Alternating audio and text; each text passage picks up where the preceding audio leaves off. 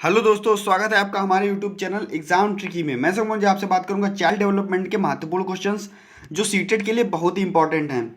ये क्वेश्चंस ऐसे हैं जो पेडालॉजी पर हैं और साथ ही साथ सीटेट में ऐसे ही क्वेश्चंस आते हैं। तो जो ये क्वेश्चंस हैं इनको आप ध्यान से करिएगा और दिमाग को संतुलित करके करिएगा, क्योंकि ये क्वेश्चंस थोड़ी देर में आपको लगेगा कि ये सही है मगर वो क्वेश्चंस गलत हो जाया करते हैं। आपको पता भी नहीं चलेगा और कब ये क्वेश्चंस गलत हो जाएंगे। दोस्तों, इससे पहले मैं बता दूं, अगर आप हमारे चैनल पर पहली बार विजिट कर रहे हैं, चैनल को सब्सक्राइब कर लीजिए, साथ ही साथ बेल आइकन प्रेस कर लीजिए, जिससे कि नए वीडियो की नोटिफिकेशन आपको समय से मिलती रहे। अगर आपको वीडियो अच्छा लगता है तो लाइक कर दीजिएगा और दोस्तों के पास ज़्यादा से ज़्यादा शेयर कर दीजिएगा। अगर आपको और महत्वपूर्ण वीडियोज़ चाहिए तो उसका लिंक आपको डिस्क्रिप्शन में दे दिया जाएगा। और अगर आप हमारे टेलीग्राम ग्रुप से जुड़ना चाहते हैं, वहाँ पर आप पीडीएफ प्राप्त करना चाहते हैं, तो आप हमारे टेलीग्राम ग्रुप से जुड़ सकते हैं और पीडीएफ प्राप्त कर सकते हैं।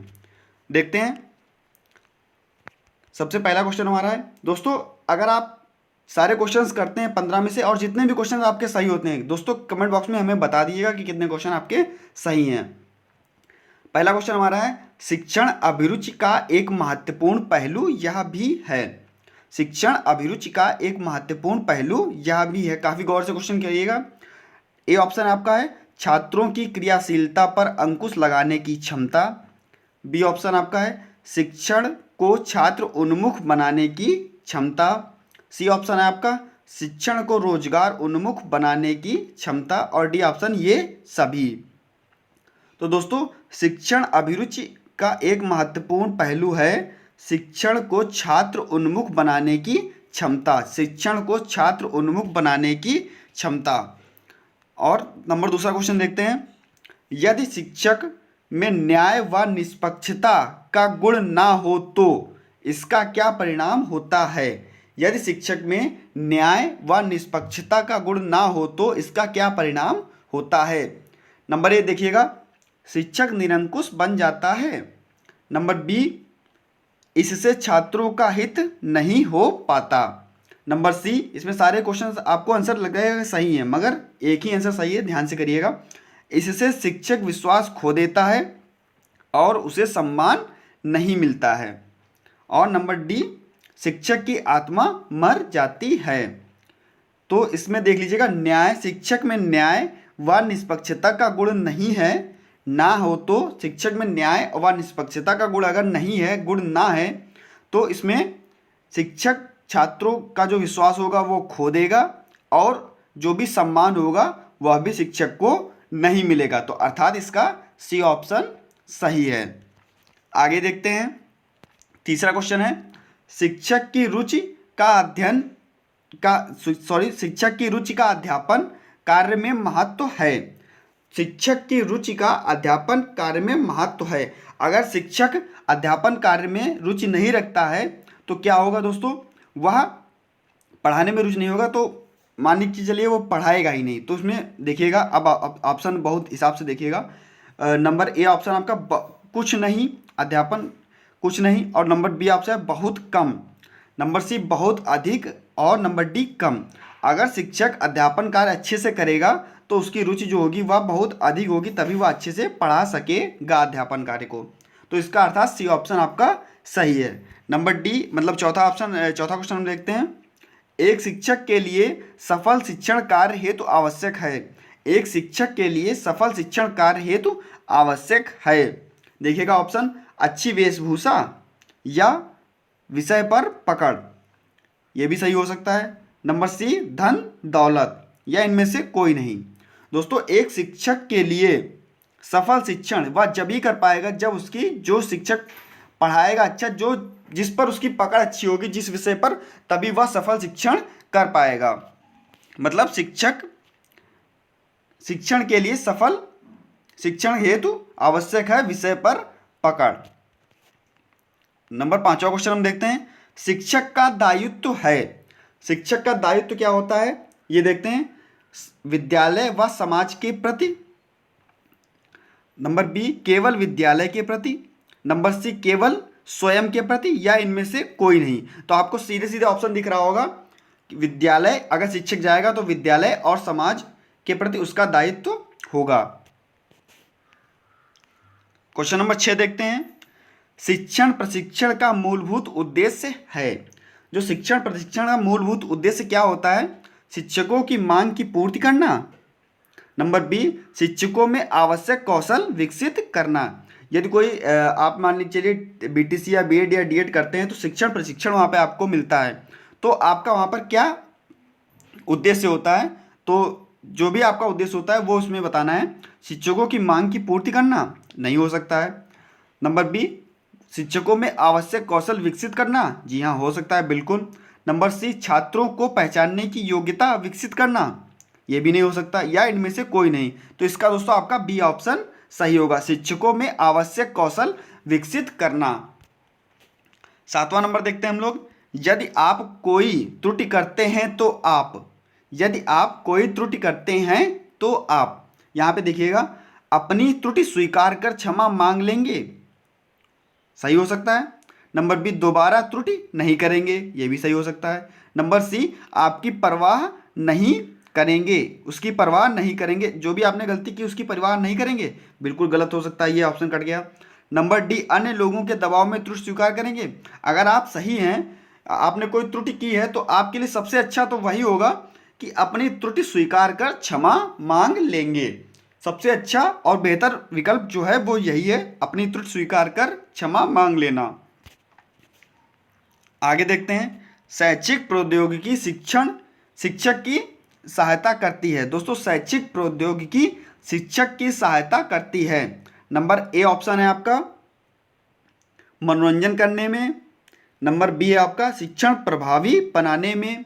नंबर सी ऑप्शन आपका है काम बढ़ाने में। नंबर डी ऑप्शन है कालांश पूरा करने में। जो शिक्षक प्रौद्योगिकी होती है वह शिक्षण प्रभावी बनाने के लिए आवश्यक होती है या सहायता करती है, शिक्षक की सहायता करती है। शिक्षण प्रौद्योगिकी जो होती है वह शिक्षण को प्रभावी बनाने के लिए सहायता करती है। क्वेश्चन नंबर 9 आपका है, शिक्षक को अपने व्याख्यान को रोचक तथा ज्ञानवर्धक बनाने के लिए इसका प्रयोग करना चाहिए। दोस्तों शिक्षक को अपने व्याख्यान को रोचक बनाने के लिए और ज्ञानवर्धक बनाने के लिए किसका प्रयोग करना चाहिए? तो प्रश्नों का या जटिल शब्दों का। नंबर सी आपका उदाहरणों का। नंबर डी आपका चुटकुलों का।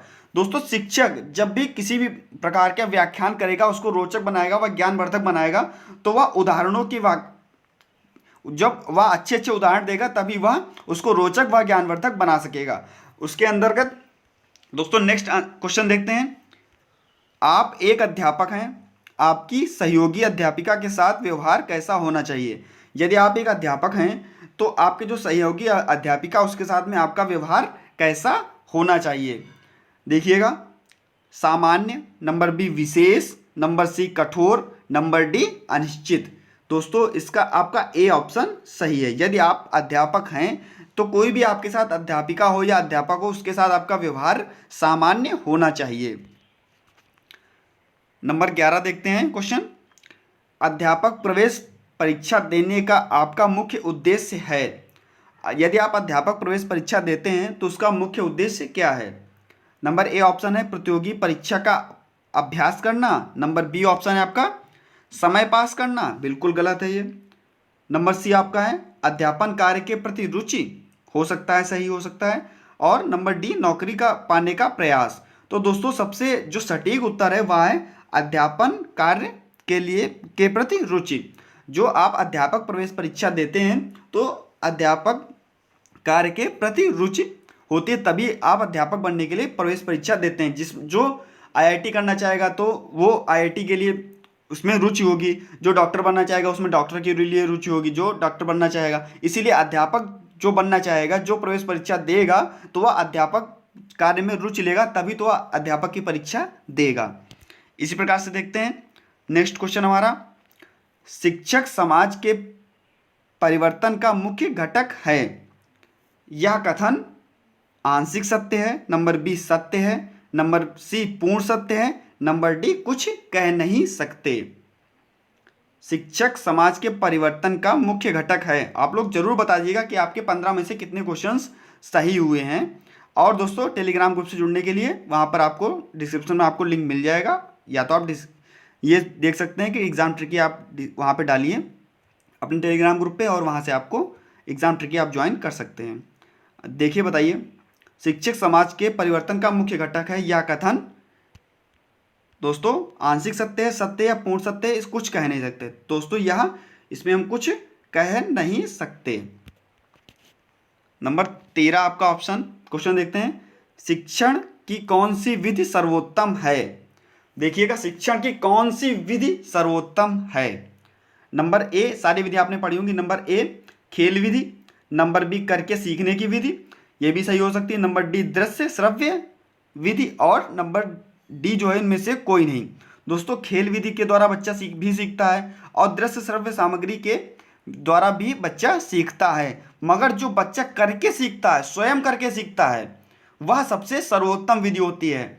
जब बच्चा स्वयं करके सीखता है, आप कोई अपने स्वयं को ही ले लीजिए, जब आप स्वयं करके सीखेंगे, स्वयं से क्वेश्चंस बनाएंगे, स्वयं उसका अंदर आंसर ढूंढेंगे, तो आप ज़्यादा सीखेंगे। मतलब करके सीखने की जो विधि होती है वह सबसे सर्वोत्तम मानी जाती है। नेक्स्ट क्वेश्चन देखिएगा, बहुत ही ध्यान से क्वेश्चन देखिएगा, गलत हो सकता है तो देखते हैं। स्कूल से भागने वाले बच्चे को आप, स्कूल से जो बच्चा भाग जाता है तो उसके लिए आप क्या करेंगे। भागने के कारणों को जानकर दूर करने का प्रयास करेंगे, हो सकता है। समझा बुझाकर स्कूल जाने के लिए प्रेरित करेंगे, हो सकता है, कोई बड़ी बात नहीं। और छोटा मोटा काम करने की सलाह देंगे। दोस्तों वो स्कूल जा रहा है, मतलब उसको काम करने की सलाह नहीं दे सकते, मतलब स्कूल जाने के लिए उसको प्रेरित करना है तो उसको सलाह देने की कोई बात ही नहीं हुई, छोटा मोटा काम करने की सलाह देने की कोई बात नहीं हुई। और ध्यान इसमें से दोस्तों ये तो बिल्कुल आपके ऑप्शंस गलत हैं, दो ऑप्शंस आपके बिल्कुल गलत हैं। अब यहाँ पे देखते हैं पहला और दूसरा ऑप्शन, भागने के कारणों को जानकर उन्हें दूर करेंगे या समझा बुझाकर स्कूल जाने के लिए प्रेरित करेंगे। दोस्तों जो बच्चा स्कूल से भागता है तो किस कारण से भागता है, उसका कारण क्या है, उसको पढ़ाई समझ नहीं आ रही, या फिर वो किसी टीचर को डर के भागता है, या किस प्रकार से इस बच्चा स्कूल से भाग रहा है, उसका कारण क्या है। तो सबसे ए ऑप्शन आपका है, भागने के कारणों को जानकर उसे दूर करेंगे कि उसका कारण क्या है, किस प्रकार से, किस कारण से बच्चा स्कूल से भाग रहा है। देखते हैं नेक्स्ट क्वेश्चन हमारा है, ये इसी पे आधारित है, जो 14वां क्वेश्चन था ये इसी पे आधारित है लमसम, तो इसको भी सही से देखिएगा। दोस्तों आप लोग हमें कमेंट बॉक्स में जरूर बता दिएगा कि कितने क्वेश्चन आपके 15 में से सही हुए हैं। देख लेते हैं, एक छात्र प्रतिदिन आपके विषय के घंटे को छोड़ देता है, तो आपके विषय के घंटे को, आप अगर क्लास में पढ़ा रहे हैं तो प्रतिदिन वह आपके विषय के घंटे को छोड़ देता है, तो आप क्या करेंगे। देखते हैं, सोचेंगे कि अध्यापन में कहीं त्रुटि है, अतः सुधार करेंगे, हो सकता है, कोई बड़ी बात नहीं। बी ऑप्शन आप देख लीजिए, उनका कारण जानने का प्रयास करेंगे। दोस्तों उसका कारण क्या है कि बच्चा किस प्रकार से क्लास को छोड़ के जा रहा है और आपके घंटे को छोड़ रहा है, तो ये भी हो सकता है, कोई बड़ी बात नहीं है।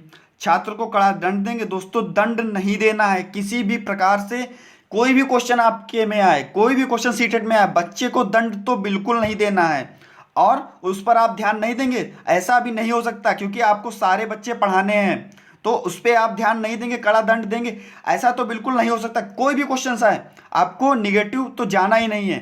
दो ऑप्शन आपके इसमें से बिल्कुल गलत हैं। सोचेंगे कि अध्यापन में त्रुटि है, कहीं त्रुटि है, अतः सुधार करेंगे, या दूसरा आपका है कि उसका कारण जानने का प्रयास करेंगे। किस लिए बच्चा, मैंने आपको अभी इसके ऊपर भी क्वेश्चन बताया था और वही सेम क्वेश्चन लमसम यहाँ पर भी, किस लिए बच्चा आपके घंटे को छोड़कर जा रहा है, इसका आप प्रयास करेंगे कि क्यों बच्चा छोड़ के गया, उसका कारण जानेंगे, तो इसमें आपका बी ऑप्शन सही होगा। दोस्तों अगर आपको हमारा वीडियो अच्छा लगा हो तो लाइक कर दीजिएगा और ज़्यादा से ज़्यादा शेयर कर दीजिएगा, और चैनल को सब्सक्राइब करना हो सब्सक्राइब कर लीजिएगा, बेल आइकन सब्सक्राइब करने को जरूर प्रेस कर लीजिएगा, जिससे कि नए वीडियो का नोटिफिकेशन आपको समय से मिलती रहे। और दोस्तों आप हमें कमेंट बॉक्स में ये जरूर बता दीजिएगा कि कितने क्वेश्चन आपके 15 में से सही हुए हैं, और मिलते हैं नेक्स्ट वीडियो में नए जानकारी से। तब तक के लिए धन्यवाद।